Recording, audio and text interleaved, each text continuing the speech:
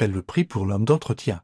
Mais l'homme qui réparait la photocopieuse était le PDG millionnaire incognito. Sérieusement, pas maintenant, marmonna Betty pour elle-même.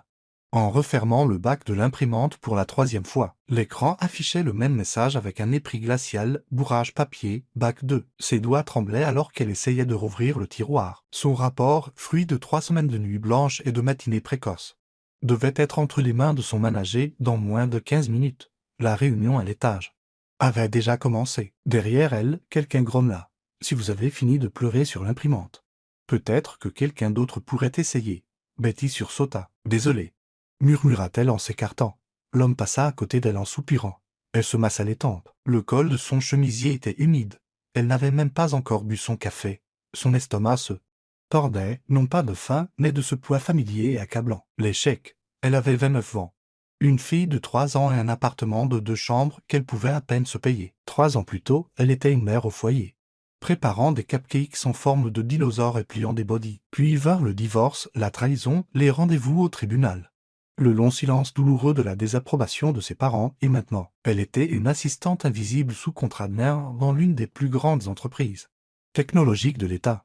Personne ne se souvenait de son nom. On l'appelait l'admin ou pire, on ne l'appelait pas du tout. Elle fixa la machine, priant pour qu'elle revienne à la vie. « S'il te plaît, » chuchota-t-elle, les doigts en suspens au-dessus du bouton d'alimentation comme un chirurgien. Juste pour cette fois, besoin d'un coup de main, la voix la surprit. Elle était basse, calme, prête à s'amuser. Elle se retourna. Un homme se tenait là. Peut-être au milieu de la trentaine, grand. Les épaules larges sous une chemise bleue aux manches retroussées. Son mine était usée, mais propre. Et il tenait une clé à molette à la main avec une aisance naturelle. Comme s'il l'avait utilisée toute sa vie. Pas de bas, pas de presse-papier. Juste une présence calme et une légère odeur de savon frais au pain. Oui, le bac est coincé, balbutia-t-elle en reculant, je crois qu'il me déteste. Il eut un petit rire et s'accroupit à côté de l'imprimante, ses mains se déplaçant avec une aisance experte. Les machines n'ont pas de haine, mais elles se fatiguent, tout comme les gens. Betty le regarda faire glisser le bac et ouvrir un panneau arrière dont elle ne connaissait même pas l'existence. Ses mains étaient propres mais calleuses, de vraies mains, pas des mains de bureau. Il n'avait pas l'air de travailler dans cet immeuble, tout le monde ici portait des montres qui coûtaient plus cher que son loyer.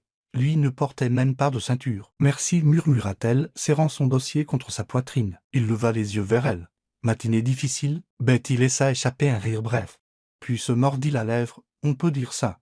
Je suis probablement la seule personne ici qui pleure. » Dans les toilettes à 8 heures du matin un lundi, il esquissa un sourire mais ne dit rien, poussant doucement un levier à l'intérieur du bac. « Je vous jure, » poursuivit-elle, sa voix soudainement libérée par l'épuisement. « Cet endroit, ce ne sont que des murs de verre parfait et des sourires vides. Tout le monde parle de métrique, de synergie et de livrables. Mais personne ne se voit vraiment. Mon manager brillant sur le papier. Froid comme le marbre en personne, toujours silencieux. » L'homme retira un morceau de papier froissé qui s'était enroulé autour du rouleau de l'imprimante. « Voilà votre coupable. » Betty cligna des yeux. « Vous l'avez réparé ?» Il hocha la tête, se releva et s'essuya les mains sur un petit chiffon sorti de sa poche arrière. « Ça devrait aller. » Maintenant, alors que l'imprimante reprenait vie avec un vrombissement, Betty faillit pleurer à nouveau. « Merci, vraiment. Vous venez de sauver toute ma semaine. » Il lui tendit la première feuille fraîchement imprimée. Leurs doigts se frôlèrent une seconde, et elle leva les yeux vers lui. Ses yeux étaient gris, orageux, mais pas méchants. « De rien, dit-il simplement. » Elle pencha la tête. « Quel est votre nom ? Vous n'avez pas de bas. » Il hésita, puis sourit. « Je ne fais que passer. » Avant qu'elle ne puisse assister, il commença à se détourner, mais s'arrêta et regarda par-dessus son épaule. « Parfois, les gens font semblant de ne pas voir, dit-il doucement, jusqu'à ce que quelqu'un d'assez courageux prenne la parole. » Betty resta figée, le papier chaud serré dans sa main, mais quand elle releva la tête, il était déjà parti, disparu dans le couloir aussi silencieusement qu'il était venu. Un instant, elle oublia l'heure, la réunion, le stress. Pour la première fois depuis des mois, quelqu'un l'avait vraiment vu. Et il avait fallu un inconnu en liné manches retroussées, sans nom, sans titre et avec une clé à mallette. Pour qu'elle se sente à nouveau réelle, elle appuya sur le bouton pour réimprimer la copie finale. Alors que les pages sortaient, ses mains semblaient plus stables, sa colonne vertébrale un peu plus droite, ses yeux un peu moins lourds. Quelque chose avait changé. Elle pouvait le sentir. Le mail arriva, sans fanfare, tôt le lundi matin, pas d'objet. Juste une seule phrase. « Veuillez vous présenter au bureau de la direction au 12e étage à 10 heures. Monsieur Hay. » Betty se figea. Elle le relut 5 fois, ses mains se crispant sur les bords de son clavier, son estomac se nouant. « Mason Hay, le PDG ?» Elle pensa immédiatement au pire. Quelqu'un l'avait dénoncé, était-ce à propos de ce rapport de dépenses en retard? Ou peut-être que quelqu'un l'avait entendu se plaindre de son manager près de la photocopieuse. Son visage s'empourpra rien que n'en y pensant. Elle avait presque pleuré de frustration ce matin-là. Devant l'imprimante en panne.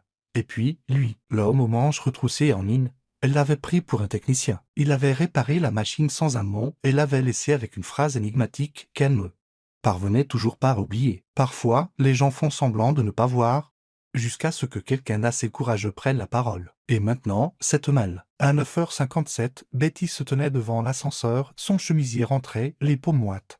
Chaque battement de cœur résonnant bruyamment dans ses oreilles. Lorsque les portes s'ouvrirent sur le 12e étage, elle entra dans un autre monde. L'éclairage était plus chaud, doré. La moquette assourdissait ses pas. L'espace sentait le cèdre et quelque chose de cher qu'elle ne pouvait nommer. Tout n'était que bois. Riche, noir mat et texture douce. Un monde à part des cubicules bourdonnants au néon fluorescent 2 étages plus bas. La réceptionniste l'accueillit avec un sourire poli. « Monsieur, et vous attend. » Sa gorge se serra. Elle suivit le couloir le long de murs de verre élégants. Chaque pas plus lourd que le précédent. Les doubles portes au bout s'ouvrirent automatiquement. Avec un léger déclic. Et il était là. Fini le in. L'homme de l'imprimante se tenait maintenant derrière un immense bureau. Vêtu d'un costume Algécite sur mesure, 2 yeux gris orageux, une mâchoire rasée de près. Une posture assurée. Le même homme, mais en quelque sorte entièrement différent. « Vous ?» La voix de Betty se cassa. Mason elle fit un petit signe de tête. « Oui, je me souviens de vous. Betty, n'est-ce pas ?» Elle hocha la tête, à peine capable de le faire. « Je suis désolé pour le mystère. S'il vous plaît, asseyez-vous. » Elle s'assit lentement, agrippant son sac sur ses genoux. « Je des ennuis ? » « Pas du tout, » dit-il. « Je vous ai demandé de venir parce que vous m'avez rappelé quelque chose d'important. » Elle cligna des yeux, confuse. Il contourna le bureau, s'appuya sur son bord. Les bras croisés nonchalamment. « Ces dernières semaines, j'ai parcouru les étages sans prévenir. Sans titre, sans présentation. Juste pour écouter, observer. La vérité, c'est que notre entreprise a grandi vite. Les bénéfices sont en hausse. L'innovation est florissante. Mais il manque quelque chose. » Il fit une pause. « Nous avons perdu notre humanité. » Betty ne dit rien, ne sachant pas si elle avait le droit de parler. Il sourit doucement. « Et puis je vous ai vu. Vous souriez aux gens qui ne vous le rendaient pas. Vous avez aidé ce nouveau stagiaire qui avait oublié son mot de passe. Vous avez tenu le bon quand cette photocopieuse vous a trahi. Et vous vous êtes permis de parler. Honnêtement. Pas cruellement. Juste, honnêtement. » Elle rougit, se souvenant de ses mots exacts. « Cet endroit a besoin de plus de gens qui se soucient vraiment des autres. Je vous ai entendu. » Dit Mason, toujours calme. Et j'étais d'accord. Elle se mordit la lèvre. Je ne savais pas. Je sais, l'interrompit-il doucement. C'est tout l'intérêt. Il se dirigea vers une table et prit un mince dossier. Je suis en train de monter une petite équipe interne, le projet Phoenix. Nous allons repenser notre façon de diriger. Par l'empathie, l'inclusion, la connexion réelle. J'aimerais que vous en fassiez partie. Ses yeux s'écarquillèrent. Moi, oui, dit-il. Exactement vous. Elle laissa échapper un souffle tremblant. Je ne suis qu'une assistante administrative. Vous êtes quelqu'un qui continue de se présenter même quand personne n'applaudit, qui prend la parole sans avoir de tribune. C'est ça, le leadership, n'est-il le vrai leadership? Une boule se forma dans sa gorge. Elle essaya de la retenir en clignant des yeux. Je ne sais pas.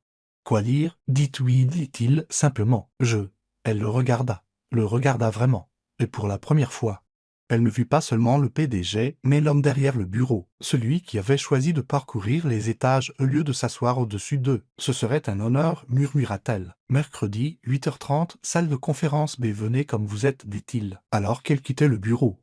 Le couloir ne semblait plus intimidant, ses pas étaient plus légers, quelque chose en elle avait changé. Pour la première fois depuis des années, quelqu'un l'avait vue, et, chose encore plus surprenante, elle commençait à se voir elle-même. Betty n'avait jamais participé à une réunion comme celle-ci.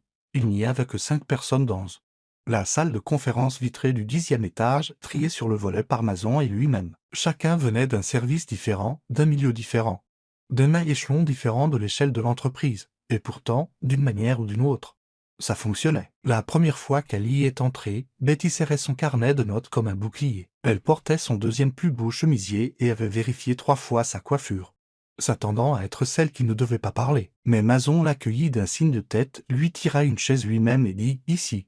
On ne fait pas dans les formalités, on fait dans la vérité. » Cette première réunion fut silencieuse pour elle. Elle écouta plus qu'elle ne parla, notant comment les autres lançaient des idées pour rendre le lieu de travail plus inclusif, plus compatissant. Mason ne dominait jamais la pièce. Il posait des questions. Il laissait le silence s'étirer jusqu'à ce que quelqu'un le comble. Il écoutait comme si c'était la partie la plus importante de son travail. Le deuxième jour, Betty trouva une tasse de café qui l'attendait sur son bureau avant la réunion. Il était exactement comme elle l'aimait, clair, sans sucre, glissé sous le manchon en carton de la tasse. Un petit post-it écrit d'une écriture serrée et penchée. Merci de me rappeler à quel point la gentillesse est importante. Monsieur, Betty le fixa pendant plusieurs secondes, ne sachant si elle devait rire ou pleurer. Personne ne l'avait jamais remercié simplement d'être gentille. À la 3e semaine, quelque chose avait changé. Elle n'hésitait plus lorsqu'on lui demandait son avis, lorsque le sujet de l'épuisement professionnel fut abordé. Elle parla doucement mais clairement. Parfois, les gens ne partent pas à cause de la charge de travail. Ils partent parce que personne ne les voit. Mason croisa son regard, hocha la tête une fois et l'écrivit, mot pour mot. Plus tard dans la journée, il l'arrêta dans le couloir. Cette phrase, elle sera dans la prochaine newsletter de l'entreprise. Elle mérite d'être entendue. Betty rougit. Vraiment, il sourit. Vraiment, chaque semaine. Elle trouvait une nouvelle tasse de café qui l'attendait, parfois avec une citation, parfois avec un remerciement. Une fois, il y avait juste écrit « Vous avez changé plus de choses ici en 2 semaines que certains en 10 ans. » Elle commença à se tenir différemment, non pas parce qu'elle voulait l'approbation de Mason, mais parce que, pour la première fois, elle sentait que sa présence comptait, qu'elle pouvait avoir un impact au-delà d'une feuille de calcul. D'autres membres de l'équipe commencèrent à lui demander conseil. L'un d'eux l'appela même le cœur du projet lors d'une séance de brainstorming. Betty en rit.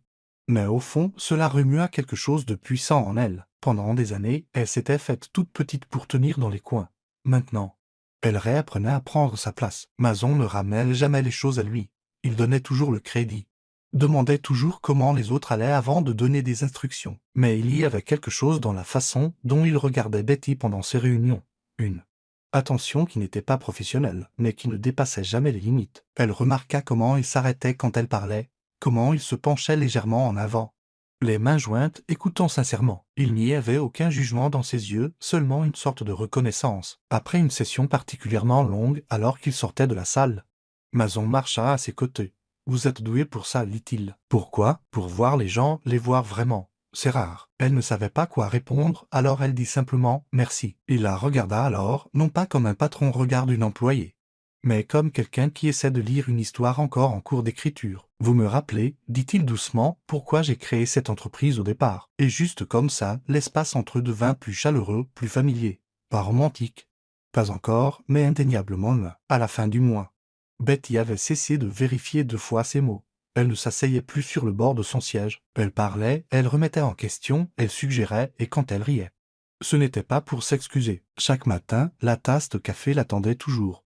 Mais maintenant elle l'attendait avec impatience, non seulement pour la caféine, mais pour ce qu'elle symbolisait, un petit acte, un grand changement, et un homme qui la voyait non pas comme un projet, mais comme une personne. Betty avait toujours gardé la tête baissée, même dans les nouvelles réunions du comité culturel.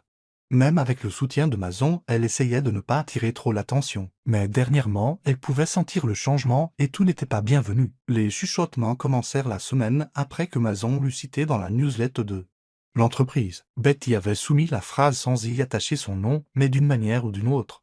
Cela s'était su. Elle se comporte comme si elle était meilleure que nous juste parce que le patron l'apprécie.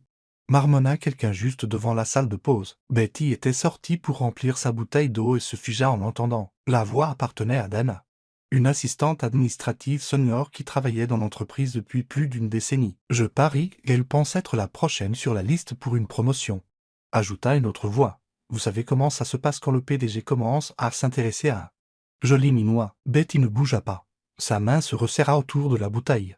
Le plastique craquant sous sa poigne, elle cligna des yeux et retourna vers son bureau, le cœur battant à tout rompre. Elle avait toujours craint cela, être vue seulement pour être démolie. Cet affreux accent grave estirait dit-elle, alors qu'elle attendait seul l'ascenseur, le même groupe s'approcha. Un silence gêné s'installa lorsqu'elle la reconnurent, se tenant juste à l'extérieur des portes qui se fermaient. La tension était palpable. Puis, de manière inattendue, Mason entra dans le couloir. Il était impeccable comme toujours, blasé sombre, chemise blanche aux manches retroussées. Mais ses yeux balayèrent le groupe avec une clarté non dite. Il les rejoignit devant l'ascenseur, se tenant entre Betty et les autres. Le silence se brisa. Dana se racla la gorge. Faisant semblant de vérifier son téléphone, une autre femme ajusta le cordon de son bas. ne croisant le regard de personne. La voix de Mason était calme mais ferme. « Dans cette entreprise, nous respectons ceux qui parlent avec courage, dit-il, sans regarder personne en particulier, mais sa signification était sans équivoque. Vous pouvez vous joindre au changement ou être laissé pour compte. » L'ascenseur sonna. Il entra le premier, tenant la porte d'un geste léger. Personne ne le suivit. Betty resta figée une seconde, puis le rejoignit lentement à l'intérieur. Aucun d'eux ne parla, mais lorsque leurs yeux se croisèrent, Mason lui fit le plus petit et le plus rassurant des sourires.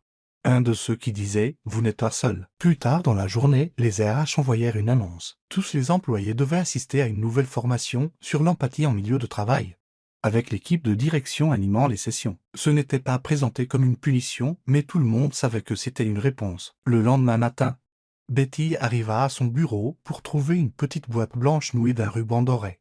À côté, une note pliée, écrite d'une écriture ample et légèrement nerveuse. « Nous sommes désolés. Merci d'avoir fait ce que nous n'osions pas. » À l'intérieur de la boîte se trouvaient des sablés au citron. Les préférés de Betty, elle ne savait pas comment elle le savait. Mais le geste adoucit instantanément son cœur. Elle leva les yeux et surprit Dana, qui l'observait de l'autre côté de l'étage. Leurs regards se croisèrent. Dana fit un minuscule signe de tête. À midi, deux des femmes de ce même groupe demandèrent à Betty si elle voulait se joindre à elle pour un déjeuner à emporter. Elle hésita, puis accepta. Autour de sandwichs et de coupes de fruits, elles parlèrent d'enfants. D'habitude, mais ils tard le soir et du prix ridicule du parking. Ce qui avait commencé comme une conversation de surface se transforma lentement en rire. À la fin de la semaine, elles s'envoyaient des menus de restaurants et débattaient pour savoir qui avait la meilleure collection de mugs de bureau. Un après-midi, Dana tapa sur le bureau de Betty et déposa un café. « Trêve, dit-elle, à moitié en plaisantant. Betty sourit. « Je pense que nous avons largement dépassé ça. » Dans les semaines qui suivirent, Betty ne se sentit plus invisible. Non pas parce qu'elle était soudainement populaire, mais parce que, pour la première fois depuis des années, elle avait le sentiment d'appartenir à un groupe. Ses collègues n'étaient pas parfaites. Elle non plus. Mais la glace était rompue et parfois, c'est tout ce qu'il faut pour construire quelque chose de mieux. Pas un discours, pas une politique, juste un petit moment de courage. Et quelqu'un, peut-être pas tout le monde, qui choisit de suivre. L'appartement était silencieux, à l'exception de la respiration douce et irrégulière de Carole. Son petit corps recroquevillé sur le canapé, rougi par la fièvre. Betty était assise par terre à proximité, le dos contre la table basse, le téléphone à la main, vérifiant leur entre les comptages de secondes entre les toux. Elle avait déjà appelé le pédiatre, administré le médicament prescrit. Et maintenant il n'y avait plus rien à faire qu'attendre. Carole s'agita et gémit, tendant la main dans son sommeil. Betty rampa jusqu'à elle et caressa doucement les boucles humides de sa fille. « Maman, elle a » murmura-t-elle, sa voix se cassa. Cela faisait des années que Betty ne s'était pas sentie aussi impuissante. Depuis son divorce, elle avait appris à survivre seule au dépôt à l'école, aux factures de dernière minute, aux visites à l'hôpital. Personne d'autre ne se présentait. Elle avait cessé de s'y attendre. Cet après-midi-là, elle avait renvoyé un mail à son manager et à Mason, s'excusant profusément d'avoir manqué la réunion sur la culture d'entreprise. La réponse de Mason était arrivée en moins de 2 minutes. « Prenez soin de votre petite. Tout le reste peut attendre. » Elle le relut 2 fois. Personne ne lui avait jamais dit ça avant. À 15h40, on frappa à la porte. Surprise, Betty se hissa sur la pointe des pieds jusqu'au judas, s'attendant à moitié à ce que ce soit un voisin ou une erreur de livraison. Mais là se tenait un coursier en uniforme, tenant un petit paquet bleu vif emballé dans un ruban. « Pour une Betty Moo ?» demanda-t-il quand elle ouvrit légèrement la porte. Elle hocha la tête avec hésitation et prit le paquet. « Pas besoin de signature, » dit-il avec un sourire, et il s'en alla. Betty ferma la porte, la verrouilla et retourna le paquet dans ses mains. Son nom était écrit à la main à l'encre noire sur l'étiquette. C'était léger, de la forme d'une boîte à jouets. Elle le ramena dans le salon et s'assit à nouveau à côté de Carole. Le ruban se dénoua facilement. À l'intérieur se trouvait un lapin en peluche doux, blanc avec des oreilles tombantes et des cœurs roses cousus sur ses pattes. Carole avait montré le même jouet une fois à l'épicerie. Sous le lapin se trouvait une note pliée. Pour Carole, en espérant qu'elle se rétablisse vite. De la part de quelqu'un qui pense que sa maman fait un travail formidable. Betty cligna des yeux en voyant l'écriture. Il y avait une deuxième ligne griffonnée en dessous en plus petit caractère. « Vous prenez soin de tant de gens. Laisser quelqu'un prendre soin de vous, ne serait-ce qu'un peu. » Elle relut la note. Puis encore une fois, ses mains se portèrent lentement à sa bouche. Les larmes vinrent avant qu'elle ne puisse les arrêter. Douce au début, puis épaisse et rapide. Elle pleura non seulement pour Carole ou pour la peur d'être seule en cas d'urgence, Mais pour chaque jour où elle s'était forcée à sourire quand elle se sentait invisible, pour les fois où elle avait été forte parce qu'elle n'avait pas d'autre choix, et maintenant, parce que quelqu'un avait dit, doucement, gentiment, vous n'êtes pas obligé. Elle serra la note contre sa poitrine, quand Carole s'agita à nouveau. Betty la prit dans ses bras et plaça le lapin sur ses genoux. Les doigts fiévreux de l'enfant s'enroulèrent autour de l'une de ses oreilles sans ouvrir les yeux. « Regarde, ma chérie, murmura Betty. Il est venu juste pour toi. » Le lendemain, la fièvre de Carole tomba. Le lapin en peluche resta blotti dans ses bras toute la nuit. Au travail le lundi suivant, Betty repéra une écriture familière dans le coin d'un post-it blanc sur son bureau. « J'espère que... » Le petit lapin a aidé. Il n'y avait pas de signature. Mais elle n'en avait pas besoin.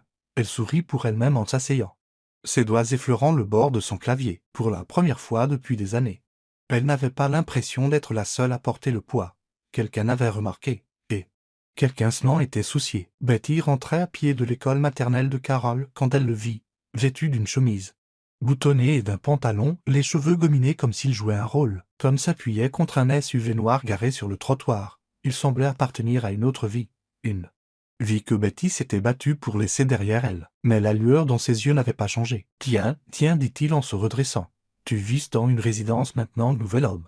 Nouvelle vie, hein, ça doit être bien. » Le cœur de Betty se serra. Elle attira Carole contre elle, sa main se resserrant sur celle de sa fille. « Je suis juste venue chercher mon enfant, » dit-elle sèchement. « Va-t'en, Tom. » Il sourit narquoisement. « Calme-toi, je ne suis pas là pour faire une scène. Je pensais juste qu'on devrait régler certaines choses comme des adultes. » Elle ne répondit pas. Il sortit un papier plié de sa poche et le brandit. « Tu vois. J'ai réfléchi. Toutes ces années où tu m'as rendu la vie misérable, contrôlante, critique, froide. Je pense que je mérite quelque chose pour ça. » Ses lèvres s'entr'ouvrirent. « Tu quoi? 25 000 $, dit-il doucement. Appelle ça une compensation. Dommage émotionnel. Ce que tu veux. Tu peux te le permettre maintenant, non? Ton entreprise marche bien. Tu as un mec, clairement. Je ne te donnerai pas un centime, lança-t-elle, la voix tremblante. Il remit le papier dans sa poche. Alors, peut-être que je demanderai la garde. Dire au tribunal à quel point TES était instable. Dépression, manque de soutien familial. Un nouveau petit ami qui s'en mêle. Tu sais comment ça se présente? Carole tira sur son manteau. Confuse par la tension, Betty déglutit difficilement et la guida vers la porte sans un mot de plus. Cette nuit-là, elle ne dormit pas. Elle fixa le plafond pendant des heures, puis fit les 100 pas dans le salon jusqu'à ce que ses jambes la lâchent. Elle n'avait aucune preuve concrète des menaces passées de Tom, aucune ordonnance restrictive, aucun témoin de la manipulation et de l'isolement auquel il l'avait soumise pendant des années. À 2 heures du matin, elle s'assit sur le sol de la salle de bain de son appartement. La porte verrouillée et la lumière éteinte, ses genoux ramenés contre sa poitrine, ses mains agrippant ses tempes. Sa respiration était courte et saccadée. Elle leva les yeux vers son reflet dans le miroir en face d'elle, les yeux rouges, les épaules tendues, mais derrière la peur, autre chose vacillait. La résolution. « Je suis partie une fois, murmura-t-elle, je peux me relever. » Le lendemain, au travail, elle afficha un visage courageux. Mais Mason le remarqua, après la réunion. Il l'appela dans son bureau. Il n'insista pas. Il la regarda simplement avec une inquiétude qui semblait à la fois douce et féroce. Elle finit par tout lui raconter. Mason écouta, silencieux jusqu'à la fin. Puis, sans hésitation, il se leva, attrapa son manteau et dit « Venez avec moi ». Ils n'allèrent pas à la police. Pas encore. Au lieu de cela, il la conduisit dans un bureau discret du centre-ville. Fenêtre en verre, sol poli, et une plaque en laiton qui disait « Chefton et crâne. Droit de la famille. Je leur fais confiance », dit Mason, « mais je ne parlerai pas pour vous. C'est vous qui décidez ici. Je vous ai juste amené à la porte. » À l'intérieur, l'avocate, une femme posée d'une 50aine d'années nommée Marlon, accueillit Betty comme une vieille amie. « Asseyons-nous, » dit-elle doucement, « racontez-moi tout. » Betty ouvrit la bouche et pour la première fois, elle laissa tout sortir, le contrôle, la culpabilisation, les menaces subtiles, la façon dont Tom l'avait fait se sentir comme un fardeau dans sa propre vie, et maintenant, le chantage. Marlon écouta attentivement, puis se pencha en arrière. « Nous aurons besoin de mails, de messages vocaux, de tout. S'il y a une trace écrite, nous la trouverons. J'ai vu des hommes comme lui. Nous ne perdons pas face à des hommes comme lui. » Plus tard dans la nuit, alors que Betty sortait de l'immeuble, elle vit Mason qui attendait dans le hall avec 2 tasses de thé. Il lui entendit une sans âne. Mot. Betty but une gorgée, ses mains tremblant encore, mais plus stables qu'avant. « Merci, murmura-t-elle. « Vous n'avez pas à me remercier, » dit Mason. « C'est vous qui vous êtes levé aujourd'hui.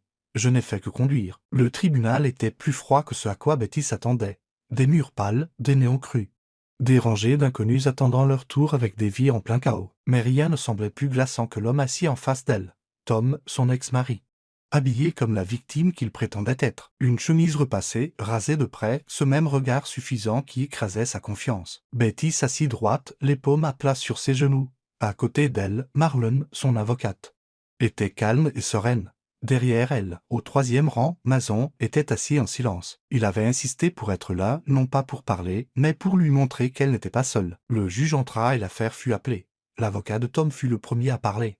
Il brossa un tableau de détresse mentale, de difficultés financières et d'abus émotionnels du côté de Tom. Il a sacrifié des années de sa vie, déclara l'avocat. Et maintenant que la défenderesse jouit d'une carrière stable et d'un partenaire fortuné, elle lui doit une compensation pour le préjudice moral. Betty serra la mâchoire, gardant sa respiration stable. Puis ce fut le tour de Marlon. Elle se leva sans théâtralité.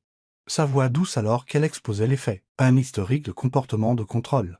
Des messages vocaux où Tom menaçait de demander la garde s'il n'obtenait pas d'argent. Une plainte signée d'un voisin qui avait été témoin de Tom, criant devant l'ancien appartement de Betty, et enfin, le mail. Marlon le montra au juge, un message imprimé où Tom écrivait « Tu penses que juste parce qu'un type riche est dans ta vie, maintenant tu peux effacer le passé de paix ou je m'assurerai que le tribunal te prenne ta fille. » Le juge demanda si Betty souhaitait parler. Elle se leva, ses genoux tremblaient, mais sa voix était ferme. Pendant des années, je suis restée silencieuse. Je suis restée silencieuse parce que je pensais que cela me protégeait. Moi et ma fille. Mais le silence ne m'a jamais protégée. Il n'a fait que le protéger, lui. Tom leva les yeux au ciel. Mais Betty ne le regarda pas. Je ne parle pas aujourd'hui en tant que quelqu'un de parfait. Je ne parle même pas en tant que quelqu'un qui n'a pas peur. Je suis terrifiée. Mais je parle quand même, parce que je suis une mère, et Carole mérite une vie. Sans peur, sans manipulation, sans homme qui pense que l'amour signifie le contrôle. Une pause, elle mérite mieux. Et moi aussi. Le silence se fit dans la salle d'audience. Le juge regarda Betty avec quelque chose qui ressemblait presque à de l'admiration. Après les plaidoiries finales, le juge suspendit la séance. Mason ne bougea pas de son siège. Mais Betty se tourna juste un instant et leurs regards se croisèrent. Il lui fit le plus petit déhochement de tête. Ses mains étaient crispées sur l'accoudoir en bois. Il était fier, furieux et retenait tout sauf sa confiance en elle. Le juge revint avec la décision. La demande d'indemnisation fut rejetée. La demande de garde de Tom fut refusée. De plus, sur la base des preuves et du comportement passé, le tribunal émit une ordonnance de non-contact permanente. Tom ne devait plus approcher Betty ou Carole en aucune circonstance. Betty expira pour la première fois depuis des jours. Quand ce fut fini, elle sortit dans le couloir du palais de justice. Le bruit des autres affaires s'estompait. Derrière elle, Mason était là. « Vous avez été incroyable, dit-il doucement. » Betty retint ses larmes. « Non, murmura-t-elle, j'en avais juste marre d'avoir peur. » Il hocha la tête. Puis, sans un mot de plus, il prit sa main, non pas pour la guider, non pas pour la réconforter, mais simplement pour la tenir, d'égal à égal, présent, stable. Et pour la première fois depuis des années, Betty ne tressaillit pas. La célébration de fin d'année n'avait toujours été qu'une autre formalité dans l'esprit de Betty. Une salle bondée avec trop de bas et pas assez de sens. Mais cette année, tout semblait différent. Le grand atrium du 12e étage avait été transformé en un espace chaleureux éclairé à la bougie, rempli de musique douce, de rire et de l'odeur de pâtisserie à la cannelle. Une bannière au-dessus disait « Célébrons la croissance, le courage et la gentillesse ». Betty se tenait près du fond, se fondant dans la masse comme elle l'avait toujours fait. Mais elle pouvait sentir la présence de Mason de l'autre côté de la pièce avant même de le voir. Il n'était pas en costume cette fois, juste un pull sombre et les manches retroussées. Comme le premier jour où elle l'avait rencontré. Comme l'homme qui avait réparé la photocopieuse et lui avait discrètement donné une raison de parler. Les lumières s'atténuèrent légèrement alors que la directrice des RH s'approchait du micro. Et maintenant, dit-elle en souriant, nous arrivons à un moment spécial. Un prix qui n'existait pas avant cette année. Le prix de l'inspiration, il est décerné à quelqu'un qui nous a rappelé que le courage ne rugit pas toujours. Parfois, il travaille tranquillement, avec constance et change quand même tout. Le nom de Betty fut appelé. Des applaudissements suivirent, sincères, pleins. Du genre qui résonnait plus profondément que les murs du bâtiment. Alors que Betty montait, son cœur battait la chamade. Mason la rejoignit sur le podium. Tenant le prix, une élégante sculpture de verre en forme de flamme ascendante. Mais au lieu de le lui remettre, il lui prit la main. « Je n'étais pas censé être ici aujourd'hui, commença Mason. Sa voix forte mais chaleureuse. Je veux dire, à cet endroit précis. Un PDG ne s'occupe généralement pas des réparations de photocopieuses ou des remises de prix. Mais, encore une fois, certaines choses valent la peine de sortir des sentiers battus. Il se tourna vers la foule. Nous avons besoin de plus de gens comme Betty, dit-il, ses yeux rivés dans les siens. Et j'ai besoin d'elle aussi. Il y eut une pause, du genre qui enveloppe une pièce dans un doux silence. Quelqu'un dans la foule siffla doucement. D'autres rirent, mais Mason ne souriait pas pour la forme. Sa main ne quitta jamais la sienne. La gorge de Betty se serra. Mais avant qu'elle ne puisse dire quoi que ce soit, une petite tache floue dans une robe bleue se précipita vers eux. Maman, maman, Carole se précipita sur la scène, une étoile en papier soigneusement tenue dans ses petites paumes. Vous êtes mon ami maintenant, monsieur Mason, demanda-t-elle, penchant la tête avec un large sourire édenté. Mason s'accroupit, prenant doucement l'étoile de sa main. J'aimerais être plus que ça, si ta maman dit oui. Betty ne put parler au début, des larmes perlèrent au coin de ses yeux. Mais elle ne les essuya pas. Pas cette fois, elle hocha simplement la tête. Souriant à travers l'émotion, nous disons oui tous les deux. Les rires et les applaudissements éclatèrent à nouveau dans la pièce. Mais Betty les entendit à peine. Tout ce qu'elle voyait, c'était Mason, agenouillé à côté de Carole, tenant cette fragile étoile en papier comme si elle signifiait le monde, et d'une certaine manière. C'était le cas. Le printemps arriva tôt cette année-là. Le parc près de l'appartement de Betty avait commencé à fleurir de roses tendres et de verts frais. Les enfants jouaient près de l'étang, le soleil réchauffant la terre. Juste assez pour faire croire à tout le monde en de nouveaux départs. Sur un chemin tranquille, 3 silhouettes marchaient lentement. Mason tenait la main de Carole, ses boucles rebondissant à chaque pas. Betty marchait à leur côté, ses doigts entrelacés avec ceux de Mason, comme il le faisait si facilement maintenant. Carole courut soudain en avant en riant. Dans sa main, elle serrait une étoile en origami nouée d'un ruban. « Regardez » cria-t-elle. « Elle vole. » Ils la regardèrent, le cœur plein. Betty se pencha légèrement contre Mason. « As-tu jamais pensé » murmura-t-elle, « qu'une imprimante cassée réparait 2 personnes ?» Il sourit, les yeux plissés au coin. « Je pense qu'elle a trouvé exactement qui elle était censée trouver. » Alors que Carole tourbillonnait sous les pétales qui tombaient, la caméra de la vie dézooma lentement, la lumière dorée les enveloppant comme une promesse. Et quelque part, d'une voix calme mais certaine, l'histoire se concluait. Il était temps de réparer une machine. Elle avait besoin que quelqu'un croie en elle. Ensemble, ils se sont réparés l'un l'autre. Si cette histoire a touché votre cœur, même un tout petit peu, si vous avez vu des bribes de vous-même dans le courage tranquille de Betty ou la foi silencieuse de Mason, alors peut-être, comme eux, croyez-vous aussi que même les plus petits actes de gentillesse peuvent changer le cours de la vie de quelqu'un. Parce que parfois, tout ce qu'il faut, c'est une photocopieuse cassée, une voix courageuse, une personne qui choisit d'écouter. Et si vous croyez aux histoires qui guérissent, qui élèvent, qui nous rappellent la force que nous portons, alors vous êtes au bon endroit. Abonnez-vous à Histoire qui touche l'âme pour plus de récits authentiques de résilience, d'amour et de seconde chance. Cliquez sur la cloche pour ne jamais manquer un moment qui pourrait bien changer votre journée ou votre vie. Merci d'avoir regardé et souvenez-vous, le véritable amour ne vous sauve pas. Il vous voit et marche à vos côtés.